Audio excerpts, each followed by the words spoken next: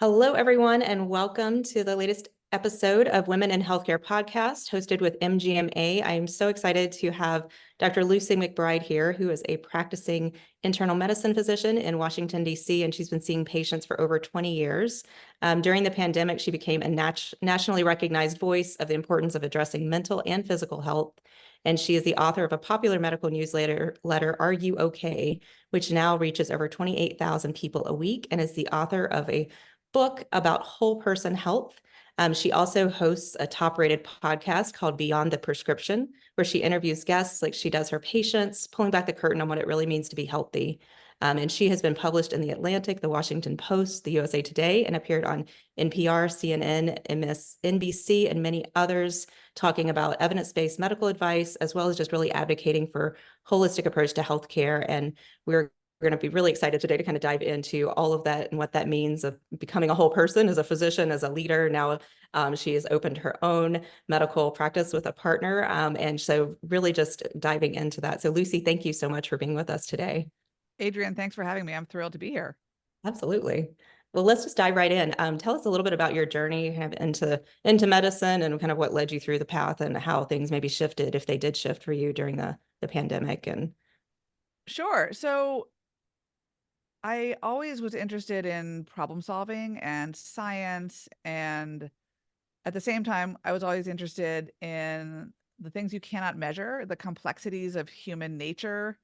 I grew up in a big family where my mom is a psychotherapist. I had my own quote unquote journey with physical problems that had everything to do with stress. And you know it was clear to me not until my 40s or maybe my late 30s that our bodies keep the score and that there's no partition between our brains and our bodies. You can't opt out of having emotional and physical health together. Like yeah, it's intrinsic. So when I went into medicine, I thought I wanted to become a doctor because of the problem solving, the logic.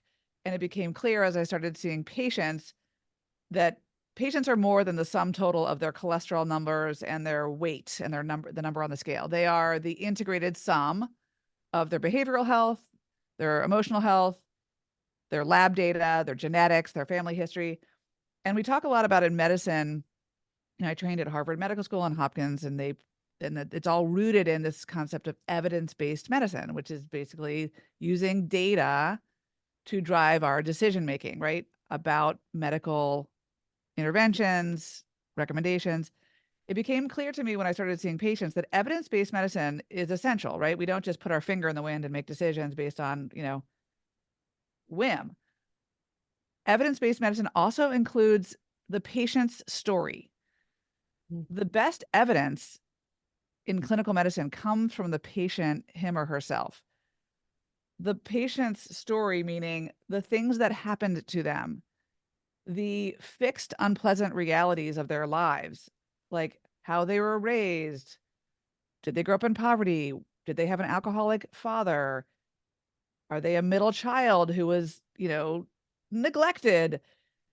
And then the genetic realities of people's lives as well. So, in other words, the beauty of what I get to do now every day in primary care medicine, in the way I've constructed it in my new practice, is being able to pull the curtain back on what it means to be healthy. So instead of just treating people like a set of boxes to check, a set of labs to analyze, and then shipping people on their way and saying, eat healthy, exercise more, get sleep, do better, chop, chop.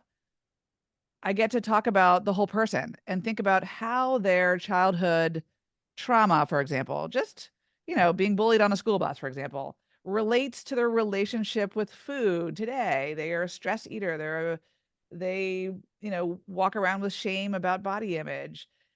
And that relates to their blood sugar and diabetes and cardiovascular health. And so for me to take care of patients, it's not just about prescribing Lipitor for cholesterol. It's about understanding the root causes of where this high cholesterol comes from. Maybe it's genetic, maybe it's completely out of someone's control, but maybe it stems from a relationship with food that stems from childhood, and maybe it's both. So my podcast is called Beyond the Prescription for a reason, because it's about Mhm. seeing people from a 360-degree point of view, which is actually what I thought I was going into when I decided to become a doctor. But we'll talk later about why that isn't always possible in the current medical system. No, I love that. Well, and I think that's so as we'll talk about, building your teams or working with different groups and those kinds of things too, as you've opened your own practice, really understanding the entire person and why someone's responding to a situation or an event, or, in this case, how it's impacting their health. It really is like what's underneath that. And often it may not be, sometimes it's large traumas, and sometimes it may be, as you mentioned, kind of those smaller things that have happened that have continued to stay with us. That's right. I mean, we talk about trauma a lot. It's sort of a buzzword and we should, right? Right. Um, like in other words, you don't have to have been in the Vietnam War or in the Iraq War or have watched the Twin Towers on 9/11 fall down in front of your eyes to experience trauma. I mean, life is hard. Life is full of disappointments and um, micro traumas and challenges. I mean, my point is that whatever you call it, whether it's a big T trauma or a little T trauma, our experiences in our lives, our stories, some of which we control and some of which we had no control over, have Yeah. everything to do with the way we think, feel, and behave in the world.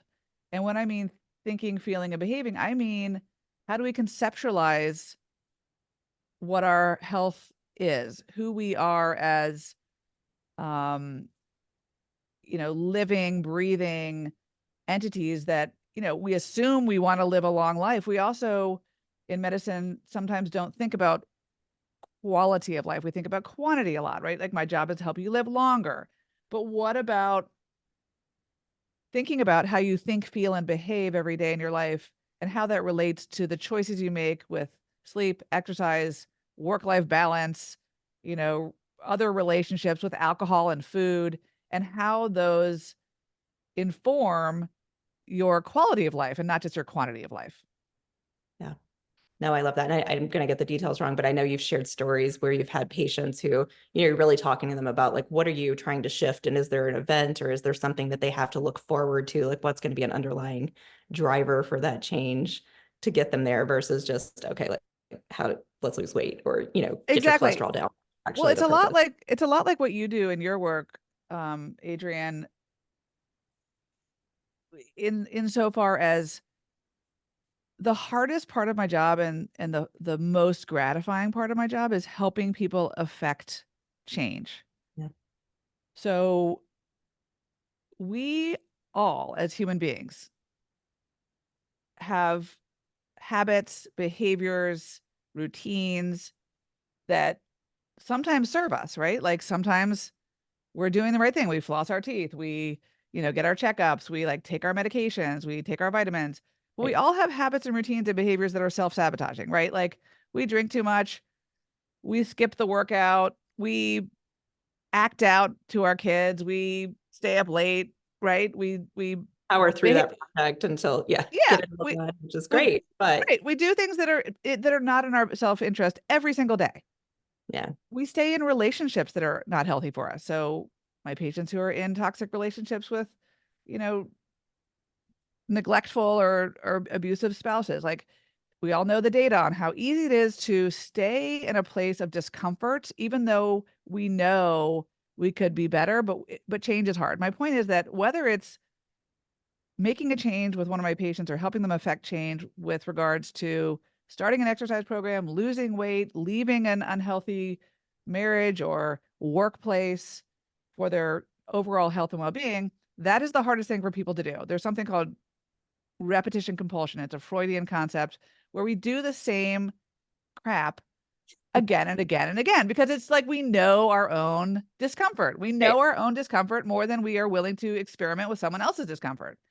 And so we do the same stuff. So just like in your work where you're trying to help organizations and individuals affect change because of your experience and your expertise and subject matter knowledge tell you the data are clear that this person would be better served if they quit drinking or in your case, you know, Have that conversation hired or a better, change the process or whatever. Yeah. supervisor, right? Or whatever.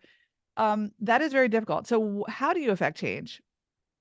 And that's the biggest question that I ask myself every day as a human being myself who does dumb stuff all day long. I was telling you before we hopped on the recording that I was up late last night looking at Twitter, which is completely not in my interest because I didn't sleep as well and I had to have more coffee and then my stomach hurts because I have more coffee.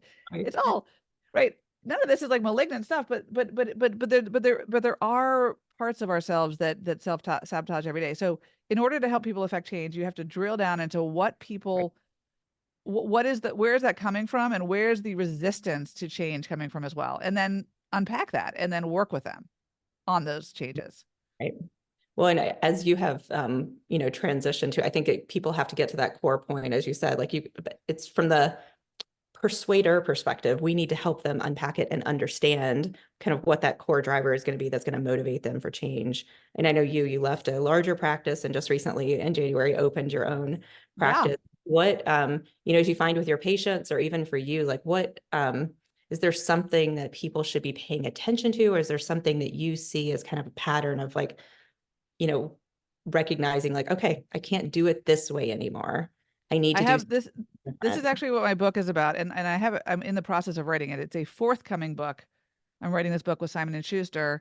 Right. um it's about evidence-based decision making in our own lives, Love it.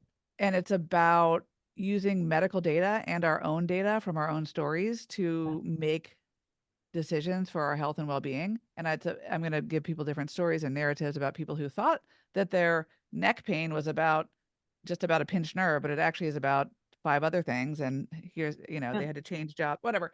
So, okay. So, but the essence of the book is this. The thesis I have, Adrienne, about health is that, and this pertains to health as an individual, like your individual health. It also applies to the health of an organization, um, or an individual worker. But health, as I see it, is not an outcome, right? It's not a set of boxes to check. It's not a set of externals, right? We think of health in this country as, you know, 10,000 steps a day, sleep tracking, step tracking, a low carb diet, looking a certain way, and then having good cholesterol levels. Like that's what we think of Right. health, right? Okay, fine. And those, love exercise when I get to do it. Uh, Eating healthy, amen. All those things are true. But health is actually not an outcome. Yeah. It's a process. And the process, whether you're an individual or an organization trying to be healthy, is it's this. It's a process. I call it the 3 A's. The first A is awareness of the data being medical data in the case of an individual, and the data of your story. Were Right. you bullied as a child? Are you a oldest child overachieving hypervigilant type? Did you have some experience as a child that was traumatic?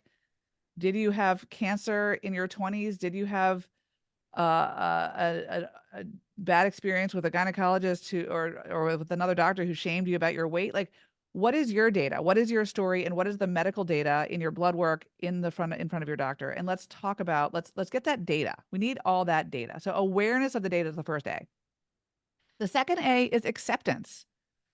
This is the hardest part. So acceptance, take all that data that we just gathered, right? Things that happen to you, your cholesterol levels, your genetic predisposition towards breast cancer, and then look at them all. And we have to unfortunately accept the things we cannot control.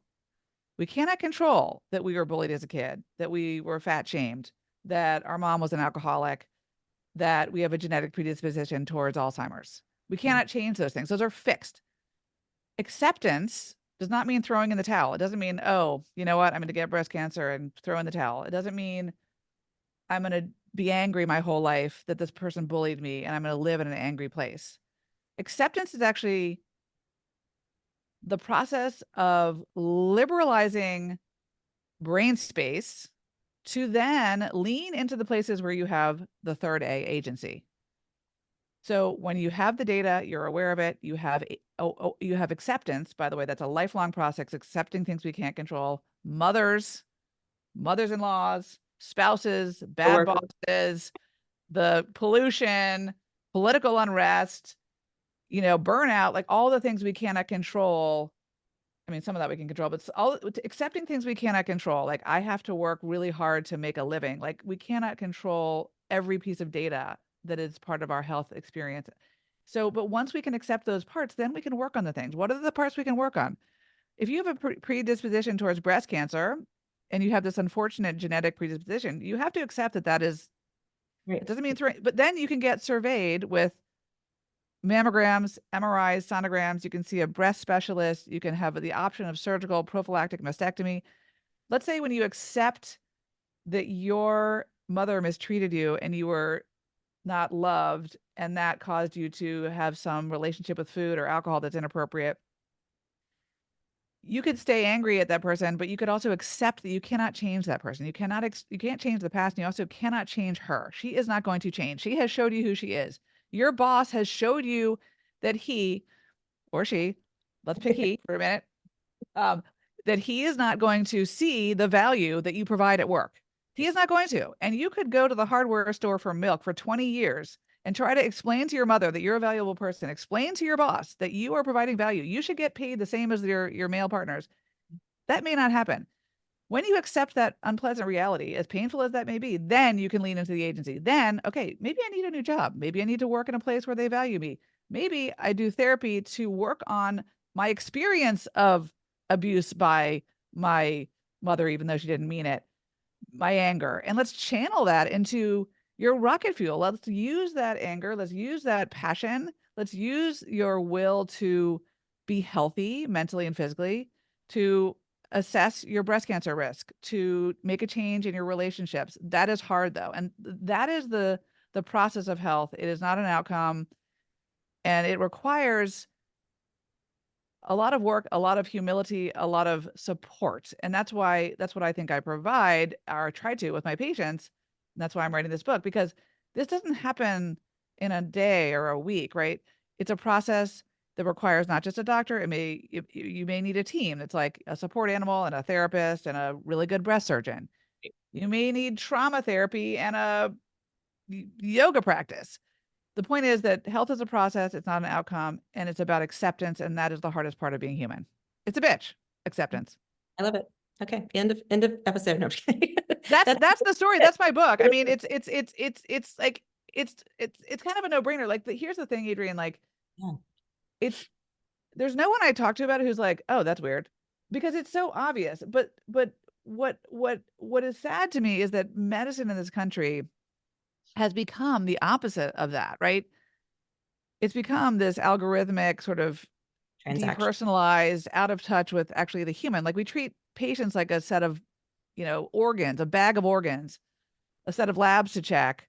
We put them through, like doctors are sort of rewarded for like just testing and prescribing and testing and prescribing, and doctors don't want to do that either. It's just that the system is so broken. So, it's sad that this is like a novel idea, right? That health is a process. It's not even novel. It's just I've codified it and I'm writing about it, but it's kind of common sense. Well, I think it's what I love. One of the things I loved about you said too is just when you've gone through, and I've gone through many of these processes, whether it's health journeys or otherwise in my life, as I know you have too, of just recognizing, becoming more aware of like, okay, I'm reacting this way, I'm responding this way, I'm feeling this way, this thing is happening, where am I contributing and what has contributed Mm-hmm. to me responding in that, and then shifting to, okay, like this is where we are, this is where I am, Mm-hmm. this is what I don't like about this, here's the tension. John Maxwell always talks about like the law of the rubber band, right? Like where you are and where you want to go. And that tension is there. And growth, Mm-hmm. Yes. I think sometimes we're told that growth is easy and it should be expansive and fun. And there's aspects of that that are true. But a lot of times it's really uncomfortable. And I think that's what I love about what you and Clay are doing with your group of providing that kind of container to really Yeah. help patients get from where they are to where they want to be. And over the course of time, it's not a single visit episode of care where they're, once a year, they really are kind of, you're on there. It's a process. They're on a journey and you're on a journey with them That's through. right. That's right. And it's also like, as I say to my patients, like this is a, without sounding like pop psychologist here, but it's like this is a judgment-free zone.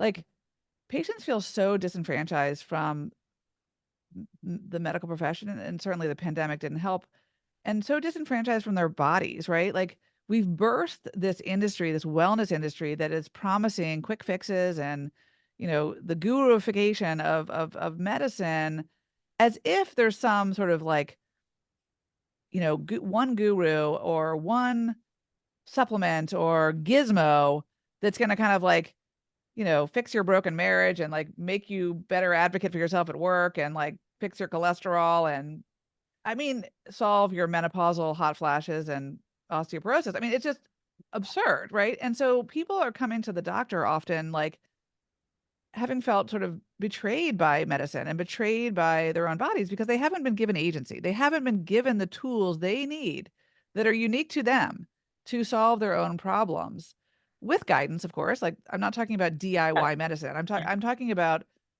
using medical evidence. Like we have a lot of medical evidence. Like we evidence-based medicine is alive and well. Like, but evidence-based medicine has to include the patient's stories, the patient's vision for their lives, right? So take a patient at the end of her life, a patient of mine who's in her late 80s, and I've written about her. I mean, I have many patients like this, but modern medicine, even though she's has a not a not a I mean, even though she has probably a year or 2 years to live, it could be longer, could be shorter. Um, medicine would like her to go to the ER every time she has a problem, have a pill for every body part, um, you know, more chemotherapy at the expense of her mental health and quality of life.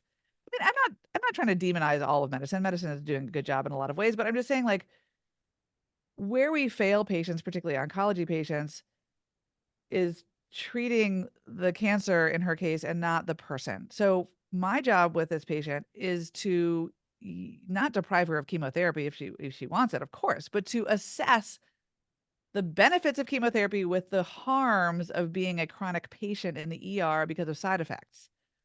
Weaving in the family so that everyone's on the same page. So our goals and our mission and our visions and values are aligned. Because guess what? Acceptance has to include that we are mortal and that we cannot, that like, there's no menu option for her of surviving this cancer. That's not on the menu, unfortunately. There's Yeah. certain cancers that are survivable, there's certain cancers that are not. That is I'm not trying to suggest that's an easy thing to swallow. I'm just saying that when we can accept that, in this case, mortality, and accept that in her case, quality of life matters as much as quantity. And then, by the way, you look at the data, Adrienne, the data are clear in the oncology space. And talk to my friend Sunita Puri, who's an oncologist who's written extensively and studied this phenomenon extensively. People who are given options and agency at the end of their life and who sometimes that includes declining the chemotherapy live longer. So not surprisingly, the mind body connection at play is about giving people agency, giving people choices, and not treating them as a set of body parts, but rather as a human being. Yeah. And that's the beautiful part of medicine, but we have to change the system for that to even begin to be possible for every person in America. And Well, it's not, and I'll be dead before the system. I mean, talk about acceptance. I've accepted the fact that I will be dead before medicine treats people like that. And but when it's affordable for all people, it's just not. I mean, 80 million Americans don't have a primary care doctor. The ER is the primary care for most people. It's just so broken and it's so sad. And there's such disparities between people who can afford doctors who can pay attention and people who can. And it's awful. That's part of why I'm writing this book, is to reach more people beyond the walls of my office. Not that I'm God's gift to medicine. I mean, I'm as flawed as they come as well. It's just that, we got to stop thinking that health is this outcome and that there's a guru out there who can tell you, who can right. prescribe something. There's no prescription. No. Well, I love so much of what you said too, because I think similarly along the lines when working with like leaders or practice owners, or physician executives like there's a unique outcome for all of us. Like what success looks like, what your vision looks like is going to be different, but ultimately, and I often use the words, it's a no judgment zone. Like there should be opportunities to have the conversations. And one of the things that we see most often is when the team's not working, when there's not consistency around that effort, one of the key pieces of people feeling like they have input into decisions that affect their work and affect their life. And It's agency.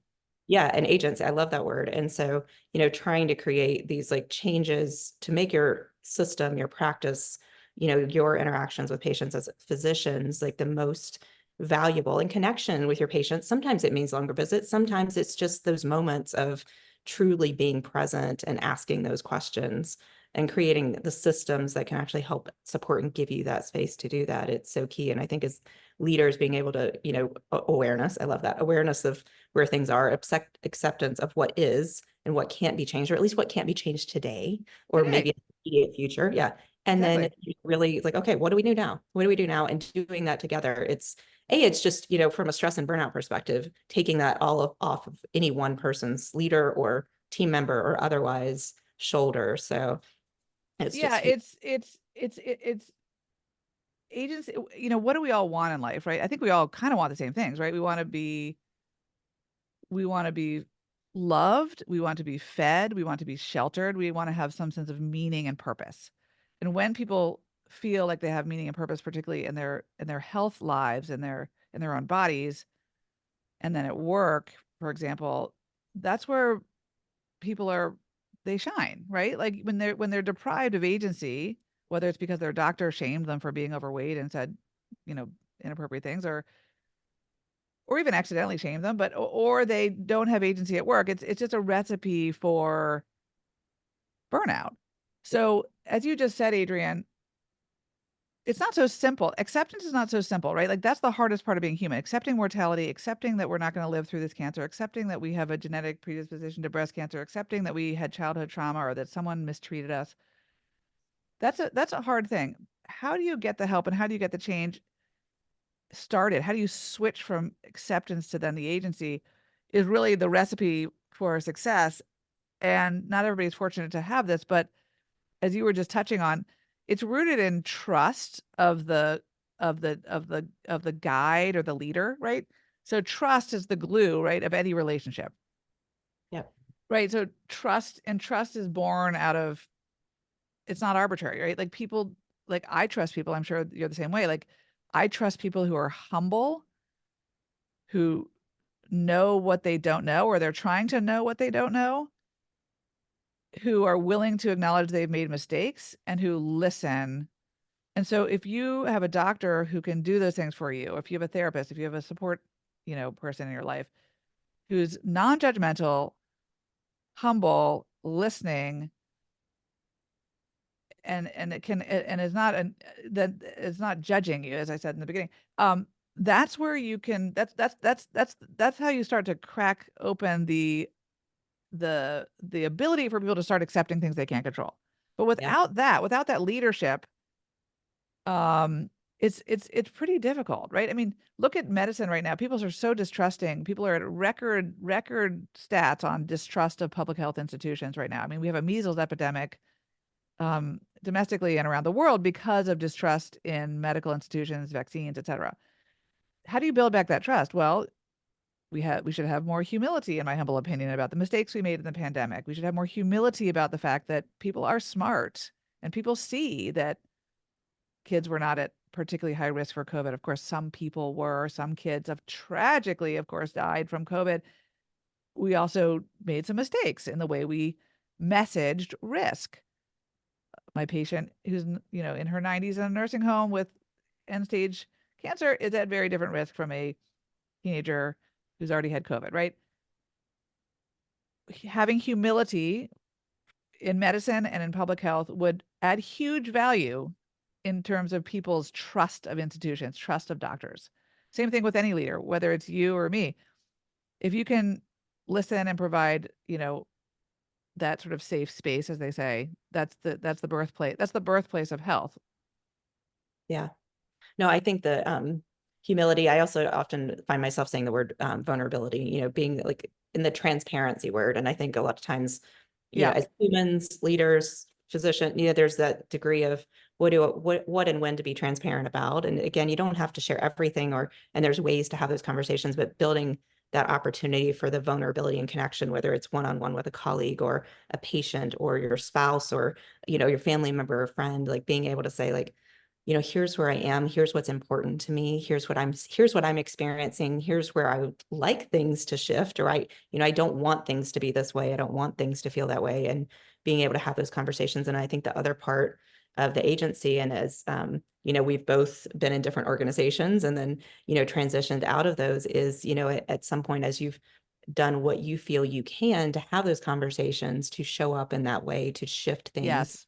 At some point, you have to make the choice to shift your environment, and or those that you're around.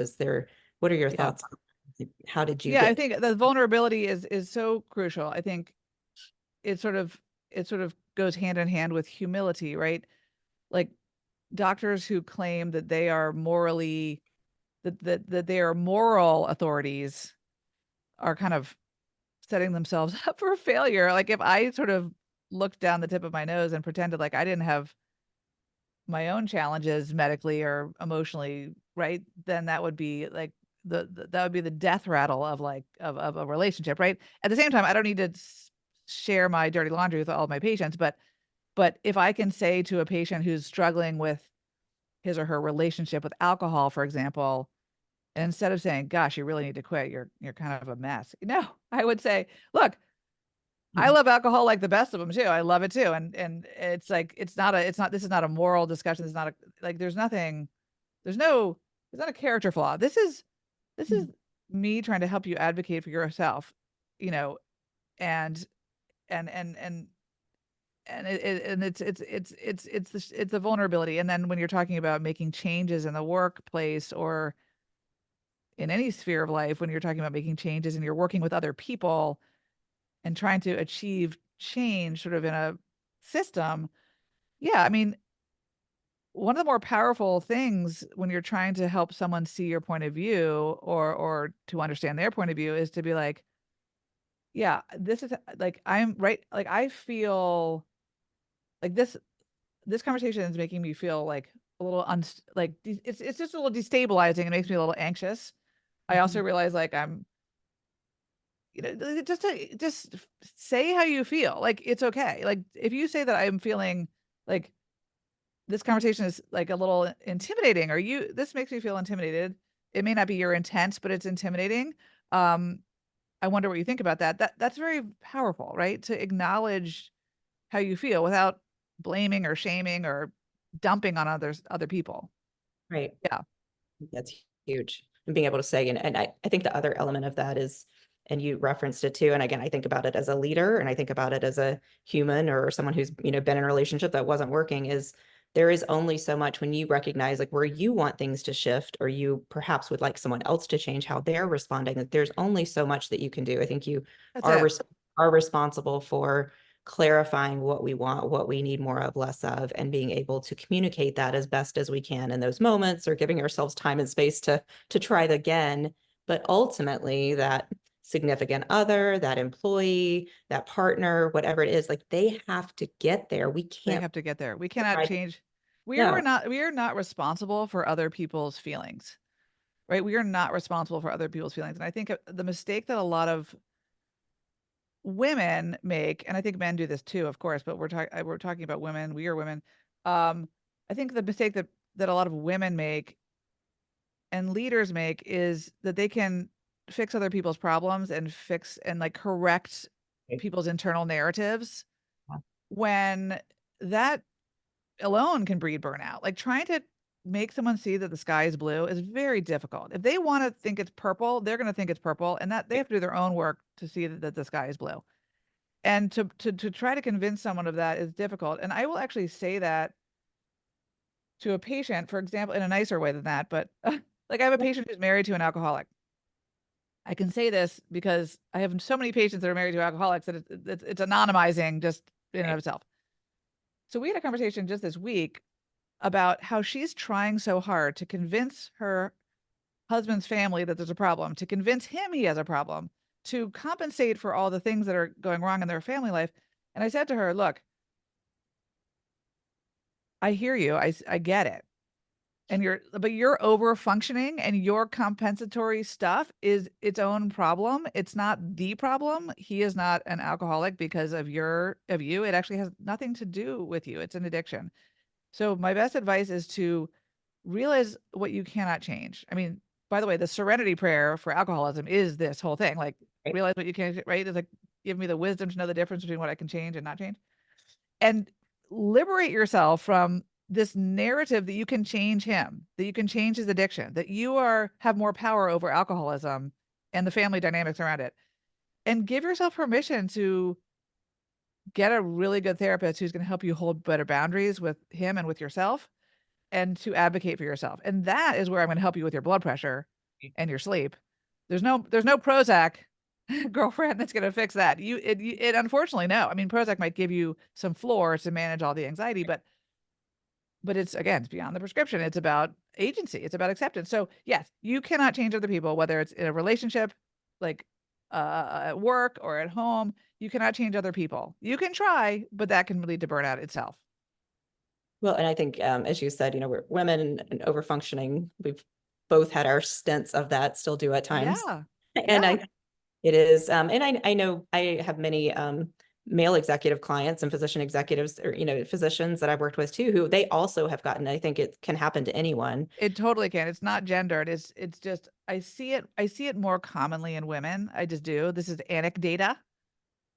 Um, and I see it, and I just do. It's absolutely true. There are men who are like, I hope these are my sons. I have young adult children who are empaths and problem solvers and listening, sometimes at their own expense. Like, they're so empathetic that they get trampled on by the gals. And I'm not just talking about my boys. I'm just talking about in general. Yes, this is applies to anybody. The point being that you cannot control other people's feelings. You cannot control other people's internal narratives. And there's a liberation in accepting that, Yeah. and being honest with yourself about that, and then picking a path for yourself that isn't rooted in this idea of changing someone else. Yeah. And I think realizing when to, I always get the visual of like you're getting to the new place you want to be, and they're trying to drag, pull someone else, pull the team, pull the person, you know, Yes. along with you, and just how heavy that is. Exhausting. And, Exhausting. Yes. realizing when, realizing that you've done what you can, and like making that decision to let go. I think that's something that, whether it's, a new job, a new boss, a new project, or a new person. Yeah. Yeah. Yeah. Making that. And also realizing that things, like, the perfectionism there too has to go away too. Like, there is no, knight in shining armor, or perfect job, or perfect business partner, or perfect, work-life balance. Again, it's all process. It's really just picking your poison, right? It's like, it's like I say to patients about treating depression, for example. The goal here isn't to make you happy all the time. Yeah. It's like parenting. My job as a parent isn't to delight you and make everything hunky dory all the time. It's to diminish pain. It's like harm reduction, right? It's like this concept in public health of, like, risk is everywhere. Harms are everywhere. It is the goal of medicine and public health, and the goal of in my mind, being an effective human being, is recognizing where there's risk, recognizing what your tolerances for risk are, and then accepting the things you can't control, and then working on the places you can, without perfectionism, without thinking that you can do it alone, and with a heavy dose of humility. Yeah. No, I love that. And really being able to just build those. I think again, it's about the connections and realizing what you want, and not everyone may fill the same role That's in right. your life forever, right? Like there's a process, there's a journey, and people are there, and there's lessons to be learned, and there's pieces to take away, but ultimately you have to continue to just, it is a constant process of reassessing, you know. Reassessing. It's iterative. I mean, science is iterative. Being human is an iterative process. We learn from our mistakes, right? Like, failure is the key to success. They say it all the time. Is that easy? No. Is it fun seeing your kids struggle, feeling yourself burned out, feeling yourself trying to correct someone else's internal narrative that's rooted in, not real news? No, it's hard, but that's the process. The other thing, what you touched on really quickly at the end here, is, my goal for my patients is not about me, right? It's about them. So, like, you may, as a person, want to, you have a bit different vision for what your health and life looks like. Like you may not need or want your diabetes to be so tightly controlled that you can never have a piece of cake on your birthday. Like that may not be Yeah. quality of life for you. It wouldn't be for me. Right. You may want such tight control of your diabetes because that gives you comfort and gives you the absolute best shot at not having the vascular micro damage from, high blood sugars. And in other words, whether it's an organization or an individual, people's visions and missions are different, and that's okay. Yeah. Like I toggle between like I want like world domination. Like I want this to be a best-selling podcast and a best-selling book, and I want to be on like the TED stage. And then other days I'm like, I have nothing to prove. I'm not here to like for my ego. I'm here to help other people conceptualize their health in a little different way and maybe see some light bulbs go on. And so then I'm like, you know what? It's just basically about doing the best I can and snuggling with my kids and seeing them grow into these amazing people, working with people like you, and you know, getting outside, getting back to my exercise, which I desperately need to do.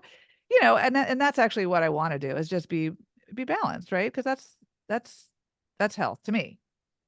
And I think I've described it recently as like feeling like you're almost kind of coming home to yourself and who you are and what you want, and Yes. allowing the beauty of, sharing that with those that are in your life and, helping them, whatever work or life otherwise, but also allowing them to, to recognize like they're creating their own journey and yours gets to evolve. Like yours gets to look Yeah. different today, tomorrow, 5 years from now, Yeah. than it today. So to that point, and to kind of wrap us up, what's one thing that you're really excited to create over the next year? I am so excited. Oh my gosh, do not even get me started, Adrienne. But I am so excited because I have so much passion for this stuff. Mhm. I am so excited to build a place. I already have this Substack newsletter, right? That's reaching a lot of people every week with narratives and stories and data about health in a more nuanced way. My goal ultimately is to continue to see patients and to write this book and then to basically reach more people by having some courses, some online curricula for people to conceptualize their health in a different way and take their own journey, not just with me, because I'm one person and I'm not the only person, but to help people build a bit of a house of health for themselves, build their house of health so that they have their kitchen cabinet, their team of people they need to manage the different elements of their health, nutritional, behavioral, relationship wise, work wise, for them to be their best self. So that's what I want to do. And that's what I will do. It's not going to be overnight. It's going to take time. And, if it's only, I have one client and it's like my husband, that's fine too. Not that he's the best thing ever, but I'm saying even if it doesn't like, if it's not a world domination as the end game, that's fine. I just want to do it because it's fun. Yeah, I feel the same way. My book is far behind yours, but I feel the same way. Like, I just want to share the stories, the experience. Yes. Ultimately, if I've told my team, like if it die tomorrow, like it's publishable at this Yeah. point. It's not where I want it to be. It doesn't have quite the feel that I want, but ultimately it's like being able to share what you've gone through, which is what I hope this podcast is doing too, is being able to share with others. Because we all have so many similar experiences. There's different Yes. people in the, that happened at different times, but ultimately, but at the same time, it's really easy to feel like you're in it alone. I think Yeah. really being able to know like, oh, that I always, when I'm speaking, and you probably see the same thing, you share a story and everybody kind of looks around like, oh, thank goodness, isn't just me. Yeah. That's It's, not yeah, just me. Yeah. I mean, at the end of the day, this is why we're doing what we do, is because there's a lot of unmet needs, and some of that is in medicine and healthcare, some of it is in leadership. And we're all at the end of the day kind of the same. Like we all want the same things: to be seen, loved, fed, housed, have some sense of purpose and meaning. We all want to be respected. yeah, And life is hard, and it's hard in different ways for different people. And it doesn't have to be this journey doesn't have to be expensive, fancy, or on some algorithm. It can be nuanced and it can be about the individual's, particular mission. So yeah, Whatever it some of, is, I'm following you, and we are, I'm taking my cue from Adrienne no, thank you. because But I'll have what she's having. well, I think likewise, I think, it's some of my most favorite moments over the last few years, kind of being more in the entrepreneurial space too. Some of times it's just the most quiet moments, those moments Yeah. of like with one person. And I think in life and, as a parent and a human, it's really those like moments of pausing and just, being grateful and also Yeah. being hopeful at the same time of what's out there and what's to come. And, but Last Lucy, thing I'll say really quick, and not to interrupt you, is oh, I had you're this good. great conversation with my daughter who's 18, and she was having a stressful day, and she's a real achiever and hard worker, and she's a great young woman. And she said, "Oh God, I'm just stressed about school," and she's in a relationship. And I said, "Stelly, why don't you just take the weekend to just kind of rest and relax and like be outside?" And she goes, "Mom, I don't need you to solve the problem. I just need you to listen." Yeah. And I said, "Oh my gosh, my little Buddha." I Yeah. said, "Noted." Yeah. And I hear you. And that, thank you for saying that, because yeah, so I said, so now I'm going to say to her, "Do you need me to listen or do you need me to problem solve?" Because sometimes people, you don't know what you don't know. And I think that humility and then awareness of other people um, is power. Yeah.